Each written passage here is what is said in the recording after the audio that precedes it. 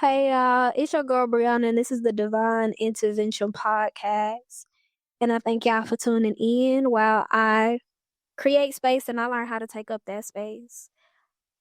I don't really have a theme for this recording. I just really wanted to hop on the mic and honestly just talk a little bit. I honestly want to talk about,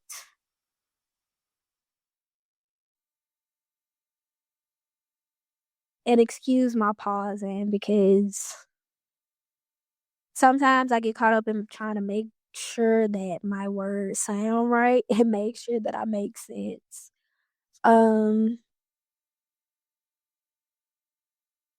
but today I really wanted to talk about silence. And I guess that I chose silence because in the episode with Rachel, we talked a lot about, ego deaths. And there are a lot of things that, like, when I experience them, I don't have the vocabulary or like the specific words. I know how I feel, but I don't necessarily oftentimes have the verbiage to really get across the concepts that I'm speaking about. But I really wanted to talk about silence just because for me, I'm not sure if you could call them ego deaths, but I've had a couple of I'm not gonna say large transitions, but moments for me that was large because they were kind of etched in my brain as very large transition moments for myself. And oftentimes I find myself, even when I'm discussing the transition moments, going all the way back to the beginning because the beginning is the root. And I think that this really ties to my relationship with silence. And I'm gonna get into the silence that I'm talking about. I know when me and Rachel were talking, she mentioned taking time with yourself and really engaging with yourself. And I think for me, even when I was a little girl, I spent a lot of time like reading, writing, being outside, listening to music. Just, I would say I feel like I spent a lot of time in isolation. That's to me what it felt like. I felt isolated a lot of the time. And I feel like I created the habit of preferring to be alone. And I preferred to be alone because I felt like, and these were my words verbatim in my head, when I'm alone, I am my priority. Now, you're probably saying you should always be your priority. But for me, the silence and being alone is always such a powerful thing. It's something that sometimes it brings me joy. Sometimes it brings me warmth. Sometimes it brings loneliness. And it's all dependent upon where I currently am. And I wanted to talk about silence because the thread to me that has tied together through like my journey growing up in the Delta, going to college, because even in college, I hit a time period where I would definitely say my freshman year for me was an experience. And it was an experience for me because I hit a point in my freshman year where I rocked back and I really started to reflect into myself. I started to ask myself, are you happy? Are you satisfied? If not, why are you not satisfied? And I think that for me was because throughout my whole childhood, I dreamed of escape. if I'm gonna be very transparent, I dreamed of going to college because I felt like going to college, or if I'm gonna be frank, removing myself from the space that I was currently in would finally give me the space to feel free. But when I hit my freshman year and I walked onto a college campus, I realized that changing your environment comes with its own set of new established rules. And I think that it really forced me to reflect into myself because I really had to ask myself the question of what does it mean to be free? What kind of freedom are you looking for? When you say you want to be free, what does that mean? And I think growing up in the Delta, oftentimes I felt constrained. I felt like I was in an environment that I always tell people I'm Mississippi Delta born and raised, but I always felt out of place. I never felt I felt of it, but not a part of it. And so I think that in the transition of getting to college, I was aching for a space where I genuinely felt like I could be, where I could exist in all like facets of who I am, where I could just show up and I could be Bre'Anna. And I think that when I got to the college campus, what I realized was there are constraints there as well. And I think it really made me question, well, then how long are you going to wait before you start being who you want to be and doing what you want to do? And even throughout my college journey, I often found myself, because if I'm going to be frank, I really wanted to build this space so I could be transparent. The simple fact that I did not feel like I fit into the space, I feel like I even navigated college with this feeling of, is there something wrong with me? Because I walked into so many spaces and I never quite felt like I fit. And there was this loud silence. And by the time I got to the end of my college experience, I think where I am honestly now, because I'm the type of person I never am truly able to reflect over things until I am a little bit removed from it. So I couldn't really reflect over my experience in the Delta when I was in the Delta because it was a lot of systems and cycles. I didn't even realize were systems and cycles until I was introduced to a new environment with its own systems and cycles. And I was like, oh wow, like that's just how things got did there. Now here y'all have y'all own system of how y'all do things and the way you define things or like the way that you move. And I think even moving to where I am now and navigating the job space, that adds another layer. And for me, when I'm in therapy, I talk a lot about a feeling of belonging. And I think for so long in that silence, it's the feeling of, and I'm trying to figure out how to put words to the emotion. I think that the difference between my silences around people and the silences by myself is that throughout growing up in the Delta college, being in all of these different spaces, I was looking for a feeling of belonging. And I think that nothing is louder than the silence that you feel when you're around people, but you still don't truly feel seen. But then there's the silence for me when I'm by myself where sometimes it can be uneasy, sometimes it can be uncomfortable. But I think it goes back to me, it gives me the space to feel like I am and to know or reiterate that I am a priority. I am my priority. And I guess I'm saying all of this to say that I navigated a large chunk, I guess you could say, of my life. It's been like 23 years. I know that's not that much time. There's probably somebody listening to this like, girl, you just started. Um, but I felt like I've navigated so many spaces searching for something, but I feel like I finally hit the wall of accepting that maybe what I'm looking for, I have to create, or it's something that I have to construct because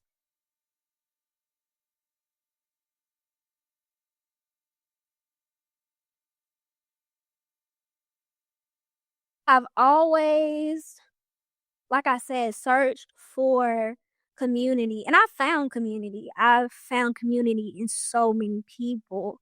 But I think that honestly, going back to those systems, when you are a kid and you're growing up and you're watching TV, you see people with cliques.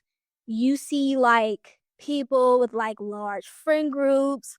You see, I think a lot of times, especially for me, what will make me question myself even is, and then I've had to realize it for myself. Like I snap out of it and I'm like, Brie, that's TV. That's TV. Like that's media. Like that's a curated image of what they're telling you this is supposed to look like. And I think that for a good minute, it goes back to this silence. I was uncomfortable because the community that I found or the identity that I found the most comfort in was not to me the curated image that I often see of what's like broadcasted. And I know there's some people that's probably listening to this. They're like, girl, I ain't never seen you and I ain't never thought like that. But I think that that's the funny thing about, or probably see me be like, I didn't see, I've never thought that you didn't fit the space. But I honestly think that that's the crazy thing about self identity, like perception, is how it's one of those things that with the inner workings of the mind, it's in the self. And it's like you learning how to navigate it. And I think even for me navigating the world now and just being in a workspace or honestly just navigating life in general, one of the hardest things for me to navigate has always just been the silence. It's been the silence of, well, what's next? Or the feeling of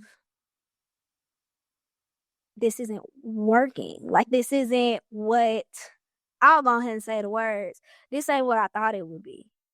And I think I felt like that about college too. I felt like, and I think I felt like that in a lot of instances about a lot of things. Um, but deep in my heart, all I could feel was this is not what I thought it was gonna be. Like this is not the brand. This is not what I got sold. I feel played. And I think that I'm in a space in my life to where I feel like it goes back to that me just learning how to create. Because I also think for me and even just a career path, it's a lot of this past like year and a half has been like me. I don't say year and a half. I give myself a year. The past year has been me digesting or honestly just wrapping my head around the fact that I truly feel like my happiness is going to be found in creating my own path. I truly feel like my happiness is going to be found in kind of just doing what comes and what brings me happiness as it comes and as it flows to me. But I think that on the flip side of that, even in that silence, I think something that trips me up a lot of the times, if I'm gonna be very, very honest, is the fear in it.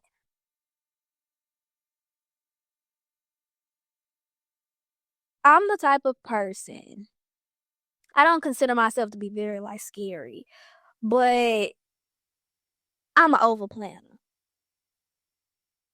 And I'm not an over planner, so everything can go to plan. I'm an over planner because I have horrible, well, let me rephrase that sentence. I've been trying to really work with words and the way that I say things because words are very powerful. I experience anxiety quite frequently at times. I'll say it like that. And I have for a very large portion of my life. I feel like that's been like an underlying thing in a lot of experiences and a lot of my like situations and a lot of spaces that I've been in. So much so that like if you're around me, you'll probably notice that my hands shake. Um, I have to like do breathing exercises frequently. I have to ground myself frequently. And when I say ground myself, look for like fidgets, things I can taste, things I can look at. Like I'm always working on something. And I think for me, it wields my energy into like something creative rather than me just worrying and pouring into fear. And I'm saying this because I think because when I'm talking about like creating spaces, I started with community, led a pathway into career. But for me, I think that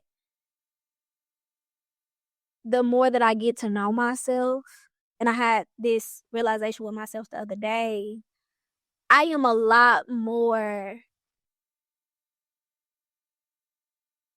I've always known I was pretty spiritual, but I feel like re- I really, I've always been on like a self journey. I started in like seventh, eighth grade, very early. But I think that in the time of me getting to know myself, I've just been like, you are so much different than who you thought you were.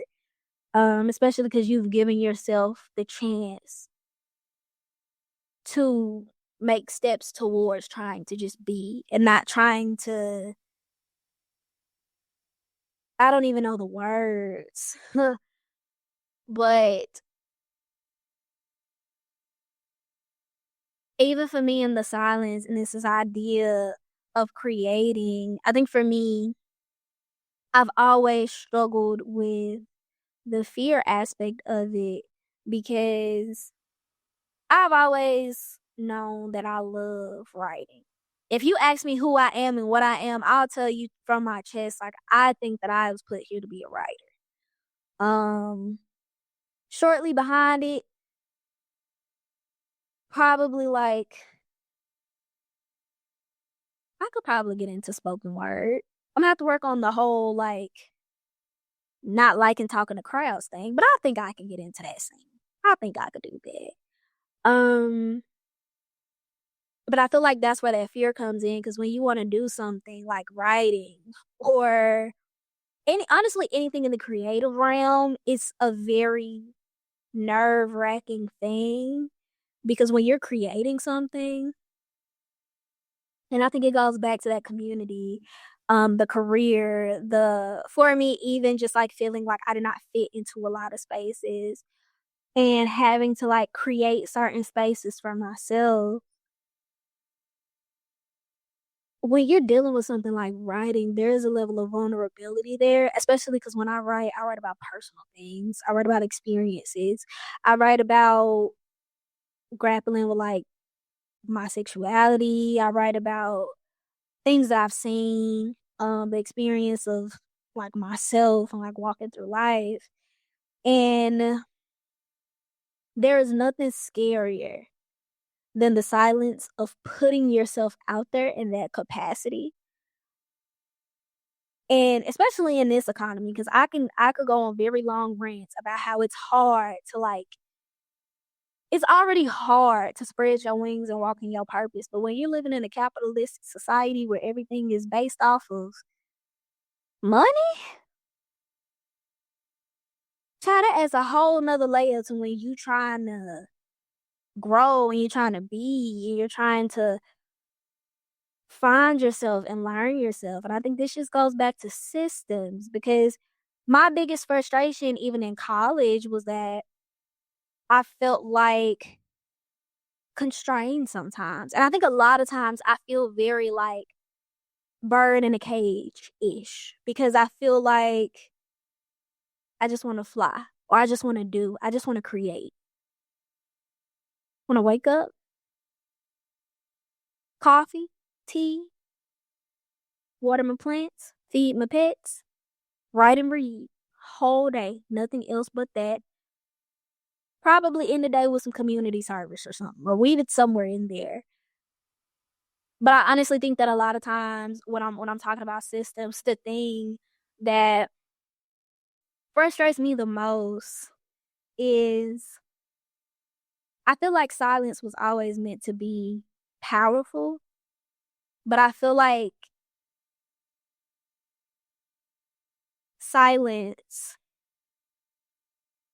for me at least, I think it goes back to like when I'm by myself, is rejuvenating. Like for me, it's a place I go to when my cup is empty and I wish for it to get refilled. But I think in operating, and when I say systems, I mean capitalism. I mean white supremacy and the way that that shows up, misogyny, um, any white heteronormative system or process that puts constraints on how you're allowed to free flow and navigate the world. I honestly feel like as people, we're very spiritual, creative beings, and that most of the energy that's supposed to be harvested for us to create, for us to pour into life itself and really enjoy it, gets drained from work and paying for gas and paying for this and paying for that. It blows my mind every day that we pay for water on God's free earth. It just, that's a whole rant I can go into, but sometimes for me at least, I just get very fatigued because all I want to do is create, and I feel like my energy is being taken.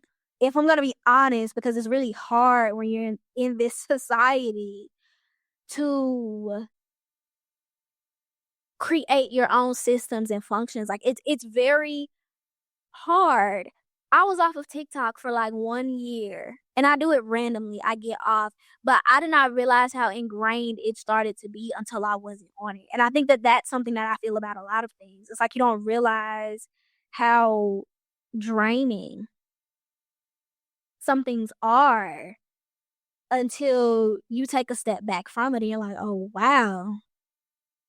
And saying all this to say, going back to that silence and the scale, because I feel like it's a spectrum. You can go from the comfortability in silence to the uncomfort and the uneasiness of silence. And I think that for me, something that I'm learning in my experience of just being like a fresh graduate, I didn't move too far away from my hometown or where I went to school, but and going back to the topic of the conversation with Rachel about ego death, I think one of the hardest pills for me to swallow lately has been the realization that questioning of what am I doing? What am I doing? And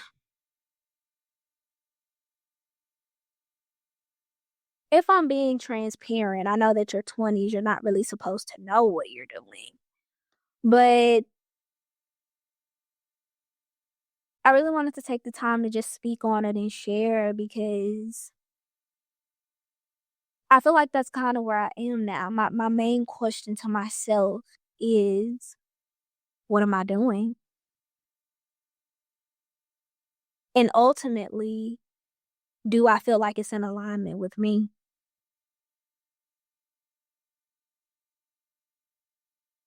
And if I'm being frank, I don't really have any answers at the moment. I'm still working through that. But I was in a talking through some ideas mood. So don't mind me if I seem a little all over the place or like things don't make sense. Um, but I think that that's where I am now. And that is what influences which side of the spectrum I'm on of silence and what that feels like.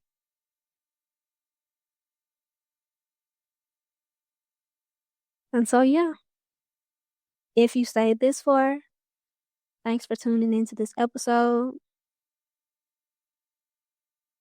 I wish you joy and comfortable silence.